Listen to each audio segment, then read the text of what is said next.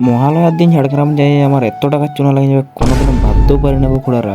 और अभी तो रुको, क्लाइमैक्स अभी बाकी है। তাহলে চলো খুড়ারা ঘটনাটা প্রথম থেকেই বলি। তো রোজ সকালের মতন ঘুম থেকে উঠে মুখটা ধুয়ে হালকার উপরে খাবারটা খাই লিলি, আর খাবারটা খাই চলে গেলে কল জল আনতে। জলটা আনা হালকা করে রেস্ট করে মারি দিলে এক থাল মার ভাত, আর ভাতটা খাই না খাই বেরিয়ে গেলে বাবার সঙ্গে ঝাড়গ্রামে যাওয়ার জন্য। আর ঝাড়গ্রাম আসছে তোমাদের এত পরিমাণে ভালোবাসা পালি আর কি বলবো। আর থ্যাংক ইউ গাইস আমাকে এত পরিমাণে ভালোবাসা দেওয়ার জন্য। আর তোমাদের ভালোবাসার এক রাস্তার হালকা ধুলা খায় চলে এলে ঝাড়গ্রাম। আর ঝাড়গ্রাম আসে ঢুকতে না ঢুকতে দেখা পান যাচ্ছে 30 লাখ টাকার প্যান্ডেলটা, আর যেটার ভিডিও আমি কিছুদিন আগে দিয়েছি।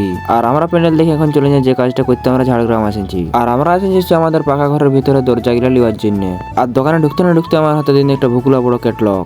আর এখানে দরজা নয় পছন্দ হয় চলে যায় আর একটা দোকানকে। আর এখানে আসে ফাইনালি আমরা পাঞ্জা যে দরজা গিলা তখন ধরে খুঁজতেছিলি। আর এখানে আসে দরজা পছন্দ করে চলে যায় আমি হালকার উপরে একটু টিফিন করতে। আর টিফিনটা করে আসে দেখি তো অলরেডি আমাদের গাড়ি পৌঁছে গেছে।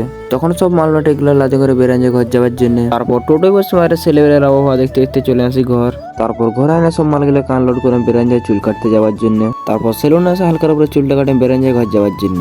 তারপর ঘরে এসে স্নানটা করে মারেনি দুপুরের খাবারটা। আর দুপুরের খাবার কাছে রাত 7টার সময়। ওকে গাইজ আমি এখন ভাত খাই, দেখা হবে আর এরকম কোনো নতুন ব্লগে এখনের জন্য বাই বাই।